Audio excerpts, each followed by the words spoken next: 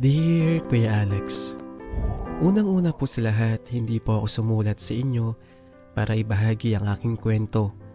Although nais ko rin po sanang ibahagi ang kwentong pag-ibig ko pero sa tingin ko ay tsaka na po iyon. Maaari ko pa naman maibahagi sa inyo ang buhay pag-ibig ko. Kuya Alex, ito ay kwento ng pinsan kong lalaki na si Gerald. Nagmahal lang naman po siya ng totoo pero ang isinukli sa kanya ay pasakit at hirap. Kuya Alex, sobrang lapit po namin ni Gerald sa isa't isa. Para na nga kaming magkapatid kung magturingan. Ang mga magulang po namin ay magkapatid, kaya bata pa man kami ay lagi na kaming magkasama. Siya po ang nag-iisang best friend ko na katuwang ko sa lahat ng bagay. Masayahin at mabait po si Gerald. Matulungin at higit sa lahat ay napakatalino. Naalala ko pa noong mga bata kami, na madalas ay pinapakopya niya ako pagka hindi ko alam ang sagot. Minsan naman ay siya ang nagtuturo sa akin sa mga asignaturang hindi ko maintindihan. Kuya Alex, si Gerald po halos ang nangunguna sa buong batch namin kaya hindi na nakapagtataka na siya ang first honor at valedictorian. Di naman po yan nakakapagtaka dahil maging sa mga paligsahan sa aming school ay siya lagi ang nananalo. Noong siya nga po ang ilaban sa division ay siya nga po ang nag-champion. Ganun po siya kahusay, Kuya Alex. Kaya naman po sobrang proud ako sa pinsan ko and at the same time, best friend. Lumipas po ang mga taon, kami ay tumuntong na ng college. Parehong kurso po ang aming kinuha at sa parehong school din kami nag-aral. At pareho din pong engineering ang kinuha naming kurso. Naalala ko pa dati ng mga bata kami na wala kaming ibang mukhang bibig kundi ang mga pangarap namin na maging engineer. Buds, alam mo, hindi na ako makapagantay na maging engineer. Sad ang pinsan ko habang nakatingin sa malayo. Nasa itaas kami ng bundok at doon ang aming tambayan. Buds po ang aming tawagan, Kuya Alex. Baga, buddy and best. Sa tuwing naroon po kami sa tambayan ay wala kaming ibang pinag-uusapan kundi ang aming mga pangarap. Kung siya ay laging patungkol sa pangarap niyang maging engineer, makapag-work abroad, makabili ng bahay at matulungan ng pamilya. Pero ako, wala akong ibang mukhang bibig bukod sa engineer ay ang makapag-asawa. Kuya Alex, nung una naman talaga ay wala akong balak mag-engineer. Pangarap ko lang noon ay makapag-asawa at bumuo ng pamilya. Pero dahil sa kanya ay paunti-unti akong nagkaka-interes sa field na iyon hanggang sa pinangarap ko na rin ito. Buds, for sure pagka naging engineer na tayo, ay maraming babayang lalapit sa atin. Ang saad ko na agad niyang ikinasimangot. Puro babae na sa isip mo. Pag naging engineer tayo is mag-focus tayo sa field natin. At abutin muna natin mga iba nating goal bago ang babae. Pero Buds, isa lang. Naku Buds pagka nalaman ko na niloko mo magiging asawa mo, mananagot ka talaga sa akin.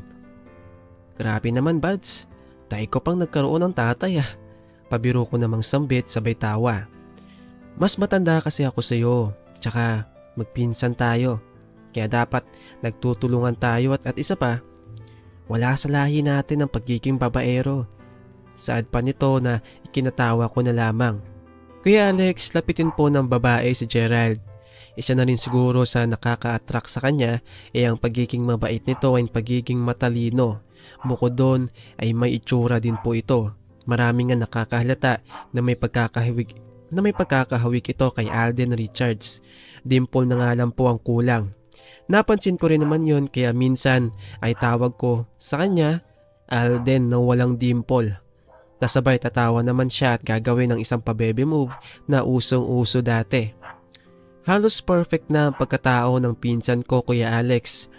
Pero yun nga, marami siyang katangian na hinahangad ko rin. Di gaya ng pinsan ko ay di po mataas mga grado ko. But never mind kasi masaya at kontento naman na po ako sa kung anong meron ako. Gaya nga po ng sabi ko nung tumuntong na kami sa college ay nagbago po ang lahat. May nakilala siyang isang babae na eventually ay magpapatibok ng puso niya at sisira sa lahat ng mga magandang pangarap ng pinsan ko. Until now is galit na galit pa rin ako sa babaeng yon. Nagkakilala po sila nang minsang papasok kami ng school. Nakasakay kami noon sa jeep. May katabi po siyang babae noon na sa palagay ko ay same school lang kami pumapasok. Napansin niya na di mapakali yung katabi niya at para bang may hinahanap ito na hindi makita. At alam na po namin agad na maaring naiwan nito ang wallet o kaya nawala. Kaya naman pasimple kong binulungan ng pinsan ko. Pads, sige na, sagutin mo na yung pamasahe. Ganda oh, ikaw din, baka single pa yan. No ka ba? Kaya mo naman ako sa'yo. Ang tugon naman nito. Akala ko Kuya Alex hindi ito magkukusa na sagutin na lamang ang pamasahe ng babae. Pero nagulat ako nang magbayad ito at 3 ang sinabi. Manong, bayad nga po. 3 pong estudyante. 2 lalaki tas 1 babae. Nang sabihin niya ito ay napatingin sa amin ang katabi naming babae. Nagtataka siguro ito. Lumingon naman sa kanya ang pinsan ko. Miss, okay na. Sinagot na namin pamasahe mo. Saad nito sa babae at sumingit naman ako. Oh miss, kaya huwag ka na mag-alala. Ganun ba? Nakakaya naman sa inyo. Ayos lang yun. Matipid na sagot naman ng pinsan ko. Pero salamat ah. Yan yun, makakabawi din ako. Nahihiyang sambit nito. Ha? No ka ba? Ayos nga lang. Di mo na kailangan pang bumawi. Di pa man natatapos ang sasabihin ng pinsan ko nang sumabat ako. Miss, sabihin mo na lang name mo and FB na rin sa pinsan ko tas ayos na. Saad ko at agad naman akong hinapik sa braso ng pinsan ko. No ka ba, Bads? Wala akong sinasabing ganun ah. Ikaw lang ata may gusto eh. Banggit nito. Napansin namin na biglang ngumiti yung babae. Para bang ako na lang din nahiya sa ginawa ko kanina. Miss, pasensya ka na ah. Ang pagpaumanhin naman ng pinsan ko. Ayos lang yun. Nga pala, Shaira Magdiwa. Saad nito na may ngiti. Kuya Alex, pareho kami ng pinsan ko na nabigla. Di namin nakalain na sasabihin nito ang kanyang pangalan. At magmula nga po ng araw na yon ay naging malapit na kaming 3 and eventually naging magkaibigan. Pero syempre mas malapit silang 2 ng pinsan ko. Minsan nakakahiya na nga dahil kapag magkasama kaming 3 sa campus ay sila ang laging magkatabi, lalo na pag nagme-merienda kami sa kantin. Madalas ay sila lang din ang nagkukwentuhan. Kapag tumatambay naman kami kapag wala pang proof ay sila pa rin ang magkatabi. Para bang nagiging third wheel na ako sa kanilang 2. Paano ba naman kasi Kuya Alex ay pareho silang mahilig sa science and history. At yun din ang madalas na pinag-uusapan nila.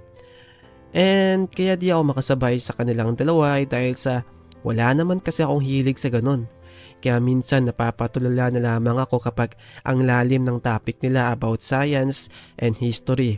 Ni isa nga siguro wala akong alam maliban na lang siguro kung sinong pumatay kay Lapu-Lapu. Alam kong hindi ako yon, char lang po. Kaya Alex, mas lumalim pa ang kanilang pagkakaibigan, yung tipong magjowa na kung magturingan. Madalas din ay nalalaman ko na lamang na lumalabas sila nang silang 2 lang. Pumupunta sa museum at sa mga historical place, etc. Kaya minsan ay nagtatampo na nga lang ako sa pinsan ko kasi para bang kinalimutan na niya ako. Char lang po ulit. Alam ko naman po kasi na hindi na kami bata.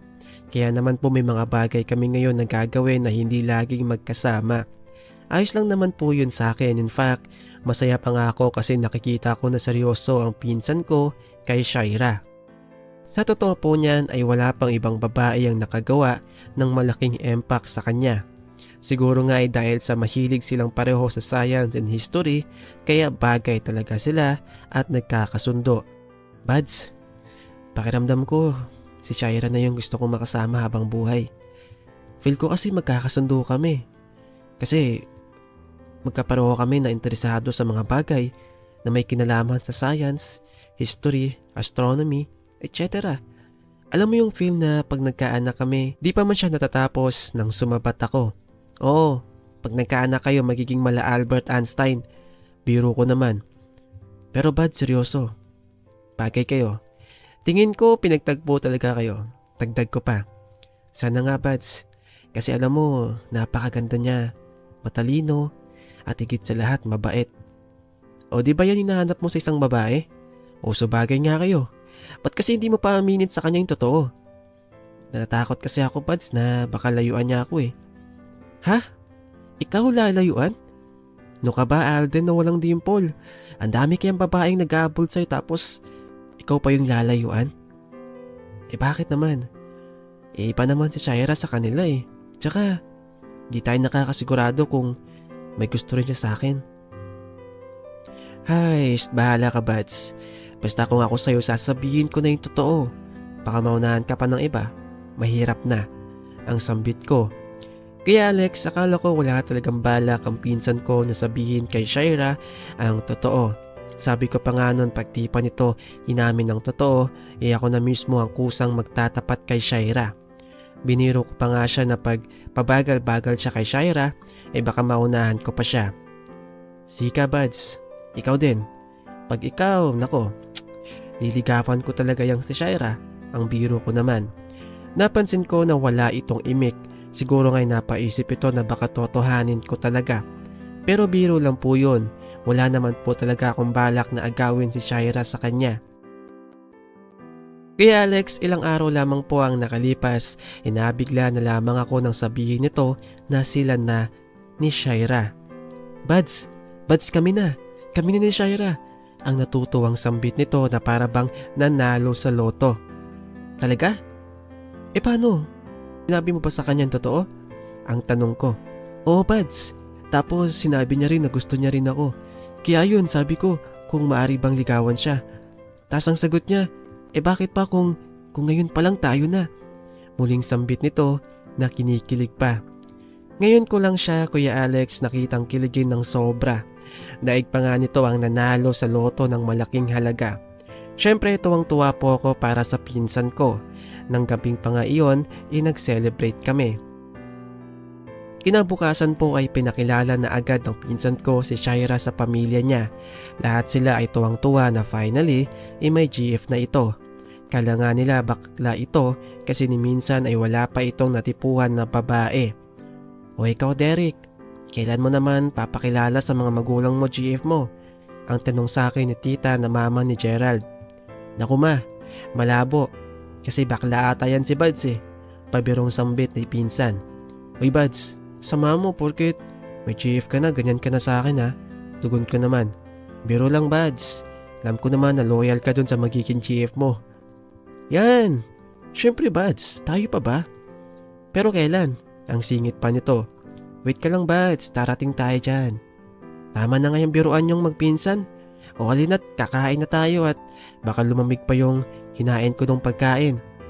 Kuya Alex, walang araw na hindi ko nakitang hindi naging masaya ang pinsan ko nang naging sila na ni Shaira. Ang akala ko ay magtutuloy-tuloy na iyon hanggang sa makatapos sila ng kolehiyo, pero nagkamali ako. Sabi nga nila, hindi sa lahat ng bagay ay laging masaya. Kahit kaano man kaperpekto ang inyong relasyon ay dadaan at dadaan pa rin kayo sa pagsubok at kung sino ang unang susuko ay siyang talo. Pero mas talo po ang maiiwan dahil siya ang tunay na nagmahal at nanatili sa kahit anong pagsubok na kanilang pinagdaanan. Mga kaparing, hanggang dito na lang muna po ang ating kwento at abangan ng part 2 ng kwento ng magpinsan na si Derek at Gerald. At by the way, wag po kalimutan na mag-like and subscribe sa ating video. Maraming salamat po at ako ang inyong Kuya Alex.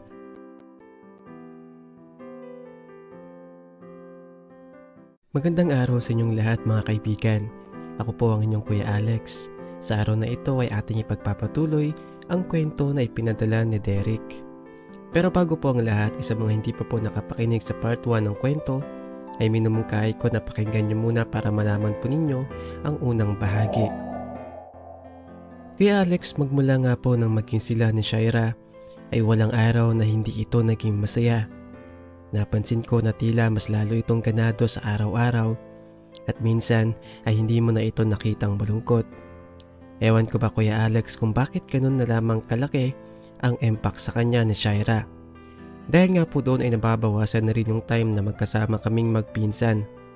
Bihira na lamang din po kaming magsabay umuwi after school kesyo may date po sila o kaya may pupuntahan. Okay lang naman po yun sa akin kasi maging ako ay masaya para sa pinsan ko kahit na parang nakakalimutan na niya ako. Char lang po.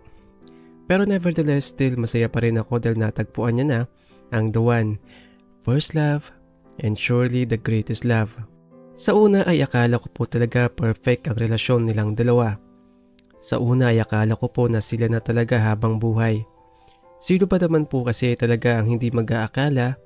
Pareho sila na interesado sa science and history, parehong matalino at may itsura, at higit sa lahat ay parehong mabait.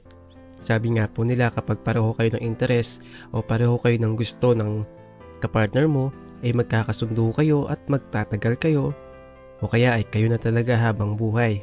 Iyan po ang dahilan kaya ko po nasabi na perfect nga po sila. Magiging mga magulang po ni Gerald ay yun din po ang pananaw. Kaya Alex, habang tumatagal ay napapansin ko na tila ba tanging ang pinsan ko na lamang nag-e-effort sa kanilang dalawa. Napansin ko na parang lahat na lang ata ginagawa ng pinsan ko para kay Shaira mula sa mga assignments nito, projects, etc. Nagtataka na nga po ako kasi matalino naman po si Shaira, pero bakit niya kailangan pang iasa sa boyfriend niya ang mga responsibilidad niya bilang estudyante? Gayong pareho lang naman po sila na may mga dapat gawin o pagtuunan ng pansin. Kaya nga po pagka pumupunta ako sa bahay nila Gerald, ay madalas ko itong abutan na gumagawa ng mga projects, activities, assignment at iba pa. Kung para sa kanya ay ayos lang naman po yun, wala namang problema. Alam ko naman na masipag siya sa pag-aaral pero ang gawin pati ang dapat na ginagawa ni Shaira ay parang hindi na po ata tama yun. Buds, pati ka gumagawa niyan. Asan si Shaira? Pati mo sa kanya pagawa yan. Sa kanya naman yan eh. Ang medyo naiinis ko pong sambit. May pupuntahan raw siya eh. Makikipagkita raw siya sa mga kaibigan niyang babae. Kaysa naman matambakan siya ng mga gawain kaya ako na lang gagawa nito para pag-uwi niya ay magpapahinga na lamang siya. Sad nito habang nakatuon ang pansin sa ginagawa nito. Pambihira naman, Buds.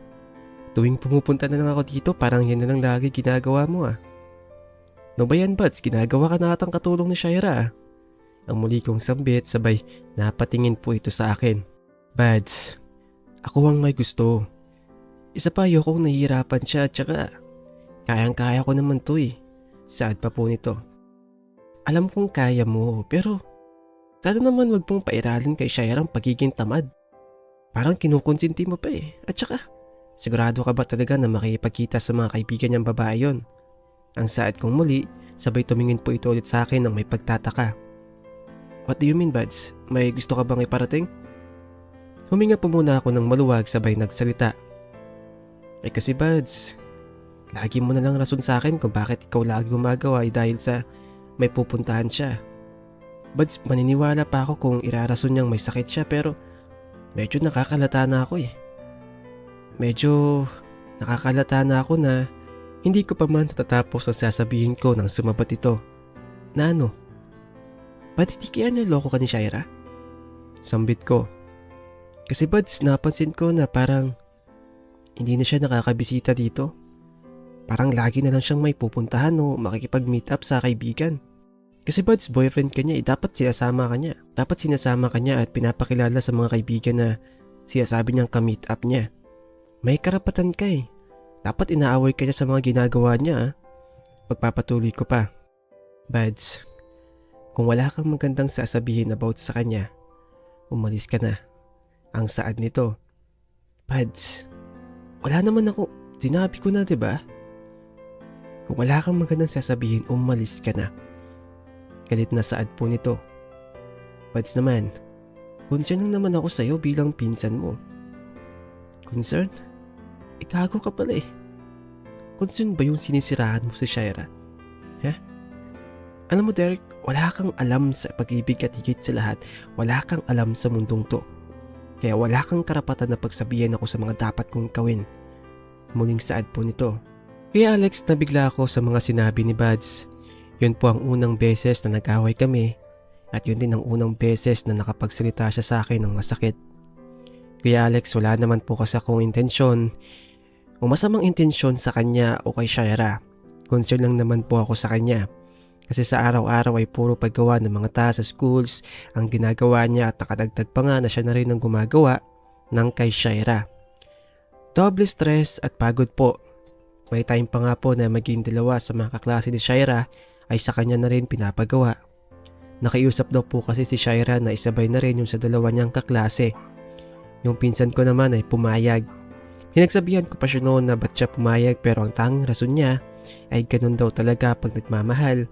Lahat gagawin mo para sa taong minamahal mo. Kuya Alex, naging madalang na lamang po ang communication namin ng pinsan ko dahil sa nangyari. Hindi na rin po kami nakakasabay pumasok at umuwi. Kapag nagkikita naman po kami sa campus ay di niya ako pinapansin. Kahit nga na magkaklase kami ay still wala pa rin po itong imik sa akin. Iniyaan ko na lamang po siya kasi I know naman na nagalit siya sa mga sinabi ko kasi mahal na mahal niya si Shaira. Isang araw po, nasa may mall po ako noon. Mag-isa akong kumakain sa fast food kung saan ay madalas na kumakain kami ng pinsan ko dati pagkagaling ng school. Hindi po inaasahan ay nakita ko po si Shaira na may kasamang lalaki. Nasa may malapit sa bintana po kasi ako noon at nagkataon na glass lang kaya makikita mo talaga mga naglalakad sa labas. Nakita ko na nakahawak ito sa braso ng lalaki na usually ay mga magjowa lang ang gumagawa noon. Nang makalampas na po sila ay di ko na po tinapos pa ang kinakain ko at sinundan ko sila ng palihim hanggang sa makalabas sila ng mall. Mabilis po silang sumakay ng jeep. Bala ko sanang kunan sila ng litrato kaso huli na. Nakasakay na po sila ng jeep. Sigurado po ako na may namamagitan sa kanilang dalawa. Daway humawak si Shaira sa mga braso ng boy ay mahalata mo na may something sa kanilang dalawa. Kuya Alex, imposible naman na kaibigan niya lamang yun. Parang sobrang sweet naman ata nilang magkaibigan. Nagmadali po akong pumunta sa bahay ng pinsan ko. Agad ko siyang kinausap about sa nakita ko. Akala ko ay magagalit siya kay Shaira pero nagkamali ako dahil sa halip ay sa akin po ito nagalit. Bads, sinisiraan mo ba si Shaira? Ang tanong po nito. Bads, hindi ko sinisiraan si Shaira. Nakita ko may kasama siyang lalaki. Ang tugon ko naman, baka naman kaibigan lang niya o kaklase. Kaibigan ba yung nakahawak siya sa braso habang naglalakad? Bads, gamitin mong utak mo. Alam kong matalino ka, kaya isipin mong mabuti. Niloloko ka na ni Shaira nang hindi mo alam. Bads, tama na. Hindi magagawa ni Shaira ang mga sinasabi mo. Bads, kitang-kita ng mga pangloloko niya sa'yo. Mula sa tila, alipin ka na niya dun sa nakita kong may kasama siya. Pwede ba, Derek? Huwag ka nang magsalita. Wala kang karapatan na siraan ang taong mahal ko. Mahal mong ginagamit ka lang. Ang sabat ko naman. Kuya Alex, sa sinabi kong ito ay agad niya akong sinuntok. Siguro ay masyadong masakit yung sinabi ko pero yun naman po talaga ang katotohanan. Ayoko na makita pa ang pagmumukha mo. Mula ngayon, kalimutan mo na magpinsan tayo. Sambit po nito. Bads, dahil lang ba sa babae sisirain mong pagpipinsan at pagkakaibigan natin? Di akong sumira. Kundi ikaw. Kuya Alex, nabigla ako na ganun na lamang kadali kay Gerald na kalimutan ng pagkakaibigan at mga pinagsamahan po namin. Mali po bang may pakialam lamang ako sa pinsan ko and at the same time, best friend? Magmula nga po ng araw na yun ay di ko na nakausap pa si Gerald. Hindi na rin po ito nagre-reply sa mga chat ko. Pero di naman niya ako binablock. Maging mga magulang namin ay nagtataka na rin kung bakit hindi na kami nag-uusap. Pagka may salo-salo ay wala kaming imik pareho. Pero ang isa po sa mga napansin ko ay medyo bumagsak ang katawan nito. Ang kwento po ng mama niya ay lagi na lamang daw po kasing nakatuon ang atensyon nito sa pag-aaral.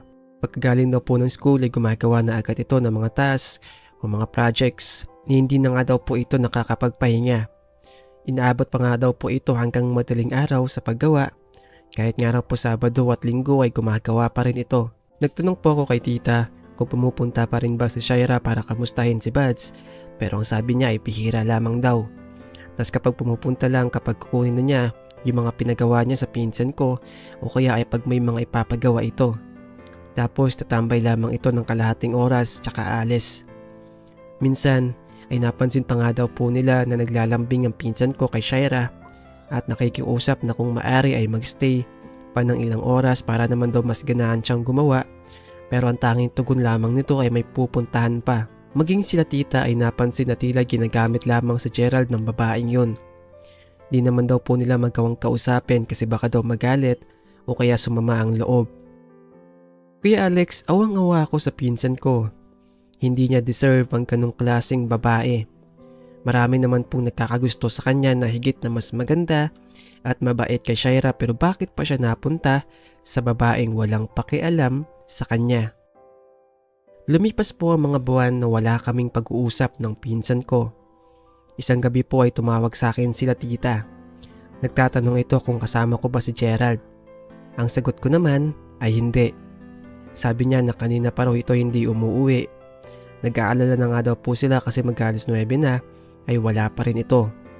Sabi ko po noon na wag na silang mag-alala dahil for sure ay andun lamang ito sa tambayan namin. Ako na po ang nagpresenta na pumunta. Hindi nga po ako nagkamali, Kuya Alex. Pagkadating ko doon ay andun po siya. Kaya po ng dati ay nakatingin lamang sa kawalan. Tahimik lamang po ito habang pinagmamasdan ng maliwanag na buwan. Kaagad po akong umupo sa kanyang tabi. Akala ko, di ka na babalik dito. Ang saad ko at nanatili lamang po itong nakasulyap sa kalangitan at saka nagsalita. Bakit hindi? Naging parte na ito ng pagkatao ko. Ang pumunta dito at sumulyap sa kalangitan. Kamusta ka na, Buds? Ang tanong ko po at nanatili lamang po itong nakatingin sa kalangitan. Nang hindi po ito sumagot ay muli po akong nagsalita. Buds, pasensya ka na. Sana mapatawad mo ako. Kagad po itong lumingon sa akin at ngumiti. Buds, para sa'yo, anong purpose mo sa mundo? Ang tanong po nito. Ang mabuhay ng payapa at maging masaya. Sagot ko naman kasi sa mga oras na yon ay di ko po alam ang isasagot ko, kaya kahit na ano na lang. Bakit napaka-unfair ng mundo? Bakit ang mga taong totoo ay sila pa ang laging talo? Bakit yung mga seryoso ay napupunta sa mga maling tao? Ang dagdag pa po nito na tila ba parang may nais itong sabihin o iparating. What do you mean, Buds? Ayos ka lang ba? Ang pag-aalalang tanong ko. Sabay lumingin po ito sa akin at bahagyang ngumiti. Hanep, Buds. Umi-English ka na ha? Sabay tawa nito. Sinabayan ko na lamang din po siya sa kanyang pagtawa at para pang bumalik kaming dalawa sa pagkabata. At hanggang dito na lamang po nagtatapos ang part 2 ng kwento at abangan ang part 3 ng kwento ni Derek at ni Gerald. Maraming salamat po at huwag kalimutan na mag-like and subscribe. Ako ang inyong Kuya Alex. Maraming salamat.